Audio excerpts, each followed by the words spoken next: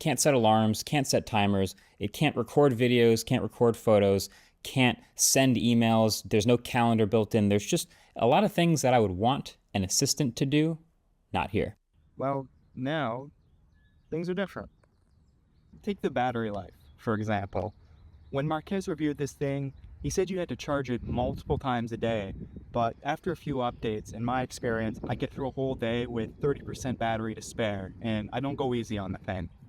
It also didn't have the ability to set timers or alarms, but again, a couple software updates later, and it can do that, along with a much improved note system. Hey, this is Camden in the editing room, and update on the timers and alarms. The timers work fine still. Alarms are broken right now. I don't know what happened. But what is this thing actually good for? Well, let me show you. See, anything this thing can do, I really could just do on my smartphone, but there's a certain charm to this little orange box, and part of that is the versatility that it offers. I know, that's a bold claim for a device that didn't offer anything when it first launched, especially not what it promised, but again, things are different now. These days, I ask this thing all sorts of questions, and it taps into Wolfram Alpha for math, it taps into Perplexity for up-to-date searches, it seems to have its own little LLM, and it can always search Google for the answer to a question. And you can get pretty complicated with this thing. For example,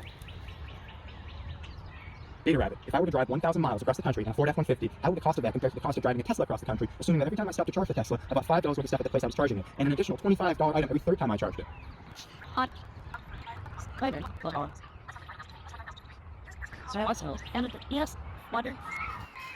So the answer it gave me is that driving a Tesla for the 1,000 mile trip would cost significantly less. The Ford F-150 would cost $233, and the Tesla, including all the purchases, would cost $85. You can fact check that, I'm not going to. That was pretty cool, but do you see what I did there? You see, I had to invoke the Beta Rabbit in order to be confident that it would get that response. And the Beta Rabbit is this Beta Rabbit, and it handles more complex tasks much easier. You have to invoke this Beta Rabbit with this special command saying Beta Rabbit like a magic spell, and they don't have that documented anywhere except the announcement log of their Discord server, and that's a theme with this device. Same thing for the Perplexity AI. You have to specifically ask it to ask Perplexity, and it seems to get the answers faster when you do that. It does have no problem tapping into Wolfram Alpha for math, even without request, so I don't really know what's going on there.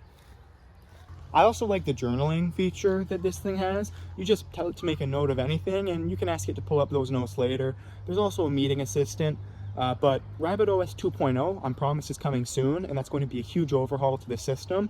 I'm also told that Memory Recall 2.0 is coming soon, which will also apparently be a big improvement, but that's all I'm told, because again, the documentation and communication from this company is just shit.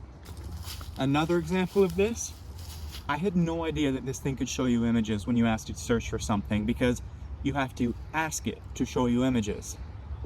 But so far everything I've told you about is things that ChatGPT can already do, so why should you care about this thing?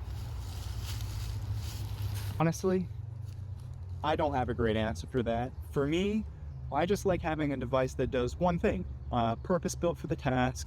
It's all right here in this little box, but I really am a sucker for stuff like that. Let's get into some of the stuff that I don't like. I've got a list here, I'm just gonna rattle them off. I don't like the journal on the website. I don't want to search through every request I've ever made in order to access my notes if I'm not asking this thing. That sucks. I think they need to make that into a totally new system. It needs folders, it needs organization, it needs to be an app on your phone as well, because this does not replace your phone. They're very, very particular about that, and I agree. I also don't like the speed of the responses, but I'm told that they are working on that, and it is a #1 top priority. So let's get into some of the large action model stuff. You tell it to go to a website and do something, and it just does it. And even if it can't figure out how to do it, you can go on and teach it. And it's this really granular process where you not only show it what to click, but you tell it why you clicked it in case you give it a similar request with different parameters. It's really quite impressive stuff. And the visual part of this thing is pretty cool too. It's got this little camera. Here's some clips of me using that. So overall, who is this device for? Well, it's for me, and it might be for you too, but there's no way to really tell until you try it yourself. And honestly, that's the biggest limitation of this form factor.